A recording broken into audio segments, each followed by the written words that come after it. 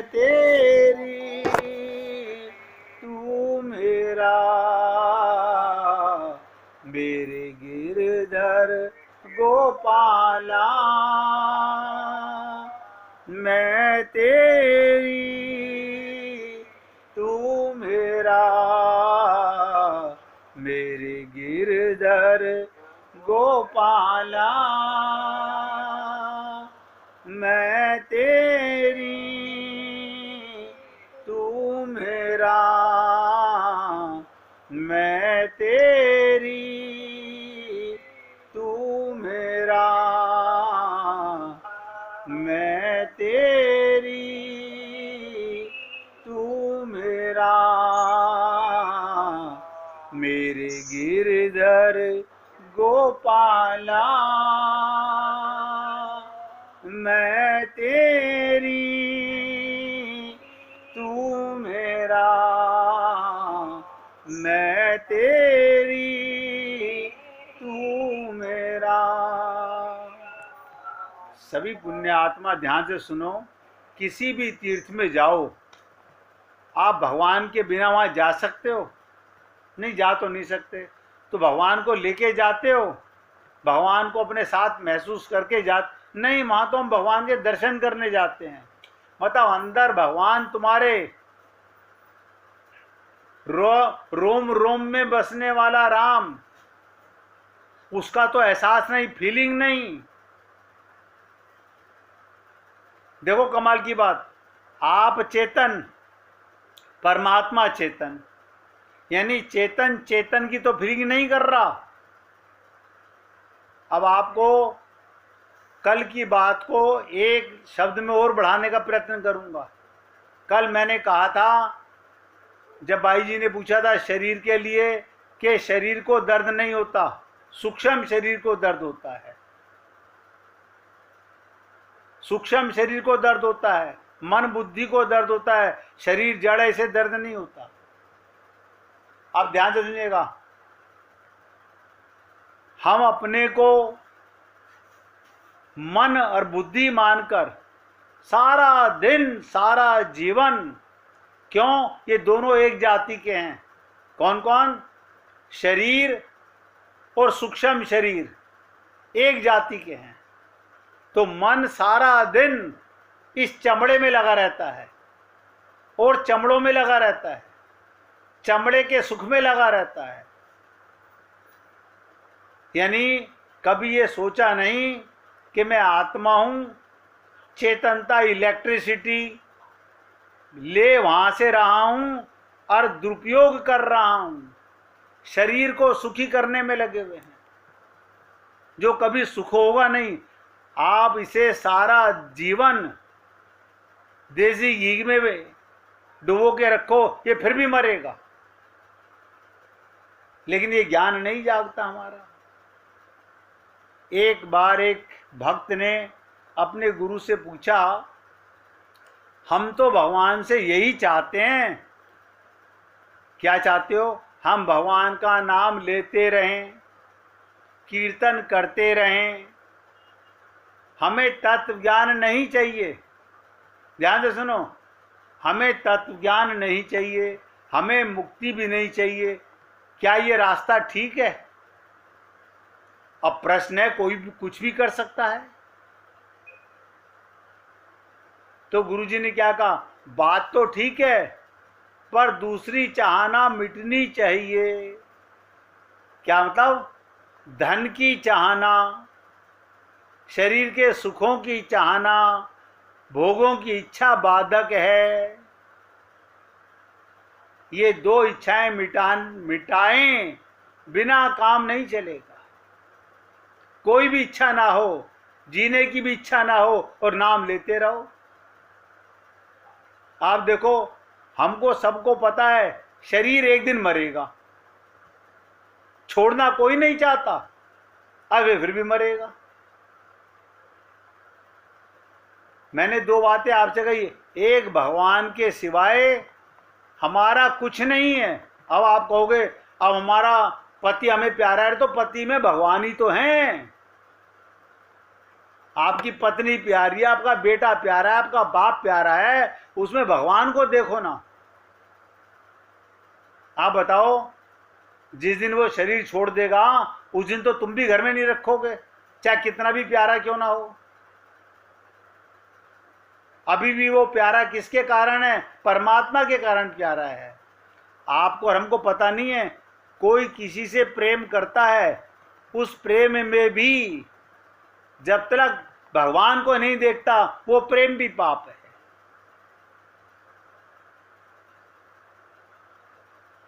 वो प्रेम भी पाप है। जड़ शरीर, शरीर को कैसे प्रेम करेगा?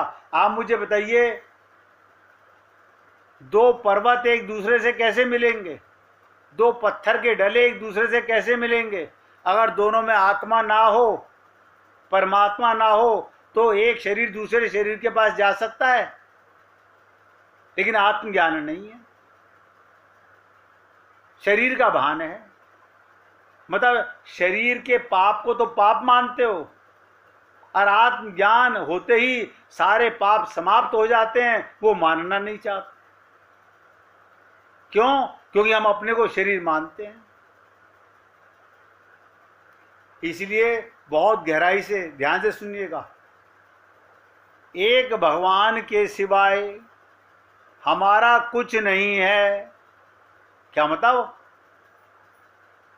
हमारा कुछ नहीं है क्या मतलब? क्या? ध्यान से सुनो, भगवान मेरे साथ माँ के गर्भ में आया था, भगवान मेरे साथ रहता है, भगवान ही मेरे साथ जाएगा। ना कोई माँ आई है ना माँ साथ जाएगी, ना कोई पिता साथ आया है ना पिता साथ जाएगा, ना कोई पति साथ आया है ना पति साथ जाएगा। आपकी काया भी आई नहीं थी, और ये काया जाएगी भी नहीं आगे, ये यहीं का पसारा है। और सबसे बड़ी चीज, आत्मा को कुछ नहीं चाहिए। ध्यान से सुनिएगा, हमारा स्वरूप क्या है? हमारा स्वरूप है ईश्वर अंश जीव अविनाशी, चेतन अमल सहज सुख राशि। अब हमें बताइए क्या चाहिए? मैं ईश्वर के अंश को क्या चाहिए? बता दो, कोई बता दे। ईश्वर के अंश को क्या चाहिए? अविनाशी के लिए क्या चाहिए? चेतन के लिए क्या चाहिए? अमल के लिए क्या चाहिए? सहज सुख राशि के लिए क्या चाहिए? आप अपने को शरीर मानो तो शरीर के लिए रोटी चाहिए, जल चाहिए, कपड़ा चाहिए, मकान चाहिए, दवाई चाहिए, ये सब चीजें चाहिए। परंतु आप शरीर नहीं हो, शरीर मिला है और बिछुड़ जाएगा। सीतारामाचार्य जी को बार बार नमन करते रहो। उन्होंने राजे मोहब्बत समझा दी, इस देह में हरि मिलत हैं, अंडरस्टूड है, बाकी सब बिछड़त हैं। उन्होंने कहा नहीं, बोले मीरा फंस गई थी क्या करके, मेरे तो गिरधर गोपाल दूसरों ना कोई, मैं नहीं कहूंगा वरना लोग मेरे पीछे पड़ जाएंगे।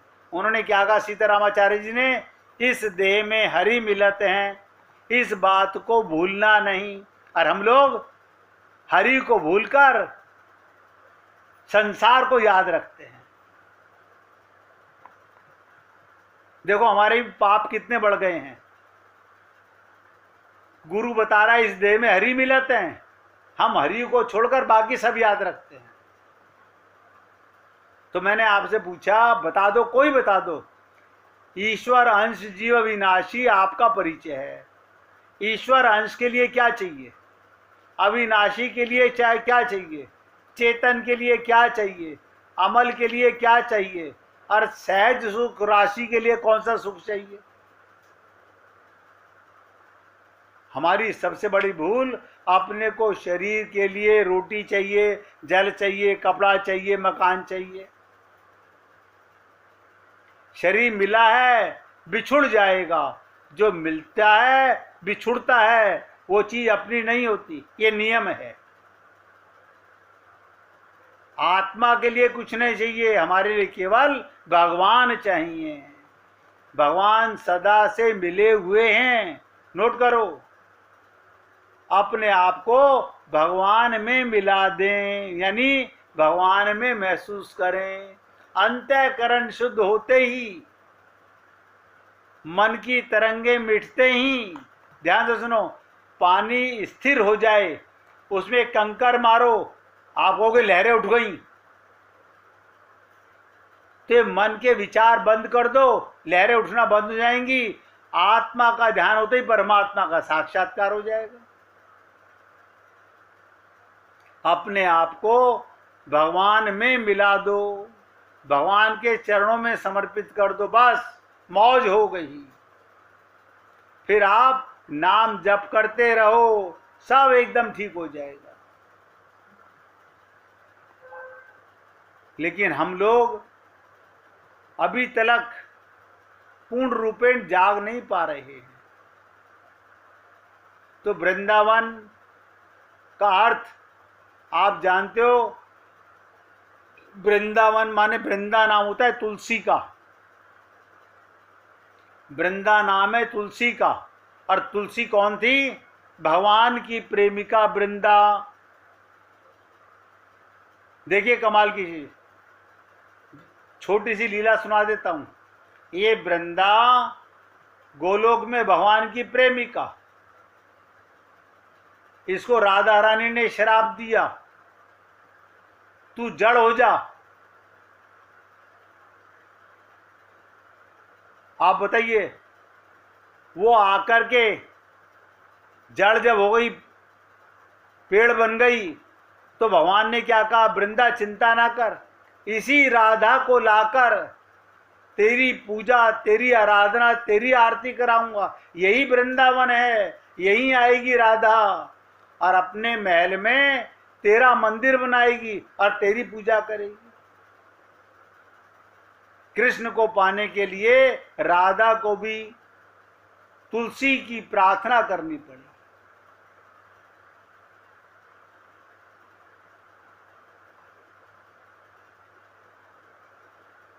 लेकिन आप और हम लोग क्या जानते हैं? तुलसी से बुखार ठीक हो जाता है, तुलसी से मलेरिया दूर हो जाता है, तुलसी की बड़ी महिमा है, बहुत औषधि है। ऐसे व्यक्ति को हाथ जोड़ना चाहिए। हैजा दूर करने के लिए वृंदावन नहीं जाते। वृंदा नाम है उस देवी थी जिसका सतीत्व जालंधर की रक्षा हो रही थी। उनके सतीत्व पर भगवान विष्णु इतने मुग्ध हो गए, उन्होंने अपना धर्म छोड़कर वृंदा को स्वीकार किया। ये वृंदावन ऐसा है, यहाँ श्री कृष्ण भी प्रेम के अधीन हो जाते हैं, अपने धर्म को छोड़ देते हैं। ये श्री कृष्ण के प्रेम होने का प्रमाण है। श्री कृष्ण अपने भक्त के कितने प्रेमी हैं। वृंदावन क्या है? श्री कृष्ण के प्रेम की पताका है। यहाँ सिर्फ गोपियां ही प्रेम के अधीन होकर अपने धर्म से ऊपर नहीं उठ जाती। यहाँ जो भी भक्त आकर के वृंदावन में प्रेम नगरी में आकर जित देखूं तित श्याममयी में रमण करता है, वो प्रेमी बन जाता है। आनंद बाबा पूछ रहे हैं, कृष्ण को वृंदावन की याद आती है क्या? वो वृंदावन को भूल गए हैं क्या? कितने दुख की बात है। गिरिराज, गोवर्धन, यमुना और वृंदावन, ये भूलने की नहीं, ये तो प्रेम करने की स्थली है। यहां तो प्रेमी लोग ही भगवत प्रेम की पराकाष्ठा के लिए अपने आप को मिटाने जाते हैं, अपनी मैं को मिटाने जाते हैं।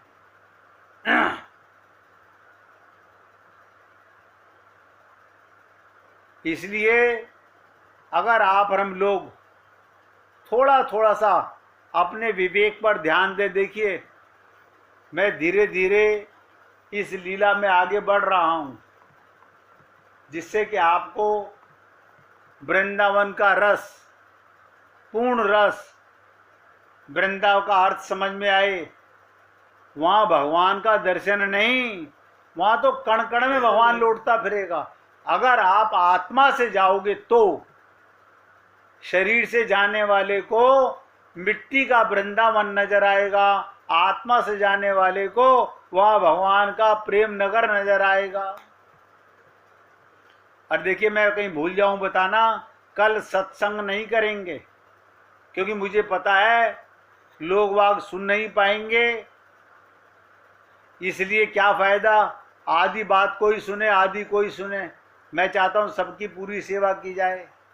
अब बहुत ध्यान से सुनिएगा। अपने आप को हमें क्या मानना चाहिए?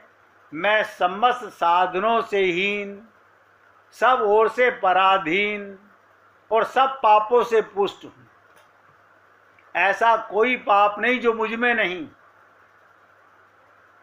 समस्त साधनों से हीन हूं, सब ओर से पराधीन हूं तथा पापों से पुष्ट हूं। मुझ दीन के लिए श्री कृष्ण ही एकमात्र शरण है। जिसके मन में, ध्यान से सुनो, जिसके मन में सदा विषयों की कामना बनी रहती है, जो सर्वदा शरीर को ही आराम देने, सब पहुंचाने में लगा हुआ है। बहुत ध्यान से सुनो इस चीज को। जब तक आप अपने को शरीर मानोगे, इसके सुख सुविधा का के लिए सब कुछ करोगे, भगवान से प्रार्थना भी इसके सुख के लिए करोगे। जिसके मन में सदा विषयों की ही कामना, जो सर्वदा शरीर को आराम देने, सुख पहुंचाने में लगा हुआ है, तथा जो अपने दुष्ट स्वभाव के कारण सबसे टेढ़ा ही रहता है, ऐसे मुझ दीन के लिए भगवान की शरण है। मैं सांसारिक सुख की प्राप्ति के लिए ही तत्पर रहता हूं। जीव का क्या हाल है? सारा जीवन हो गया। मैं सांसारिक सुख की प्राप्ति के लिए ही तत्पर रहता हूं तथा उसी के लिए मैं सदा प्रयत्नशील रहता हूं। अतएव अंतर्मुख ना होकर, अंतर्मुख कभी नहीं होता। इन पांचों इंद्रियों से, ध्यान से सुनो, ये माया की इंद्रियां माया के संसार में भटकती रहती हैं। आत्मज्ञान मुझे हो नहीं सका तो अंतर्मुख कभी हुआ नहीं। अतएव मुझे अंतर्मुख ना होकर विशेषता बहिर्मुख हो गया हूं। सारा दिन आप देख लो, आप भगवान के लिए कितना सोचते हो, भगवान की लीलाओं का कितना चिंतन करते हो, भगवान की कथाओं में कितना रमण करते हो, और सुबह से लेके शाम तक 100% बहाने खोर, हमारे को टाइम नहीं मिलता। सारा दिन मन में कोई ना कोई संसार की बातें चलती रहती हैं। ऐसी दुरावस्था पड़े हुए मुझ दीन के लिए भगवान की ही शरण है। अब आपको आज की आखिरी बात बताने जा रहा हूं। क्यों? परसों से आपको फिर वृंदावन में उद्धव जी के साथ और नवीन लीलाओं में प्रवेश कराने का प्रयत्न करेंगे।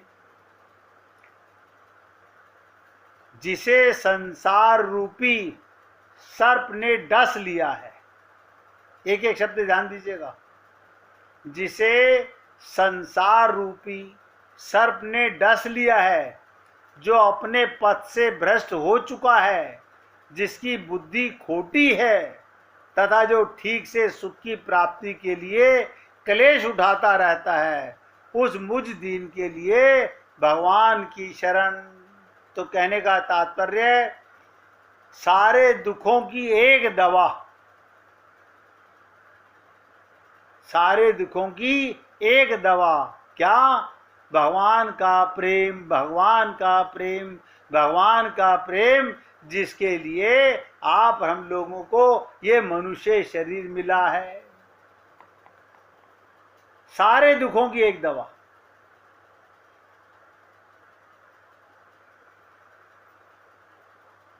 इसके बाद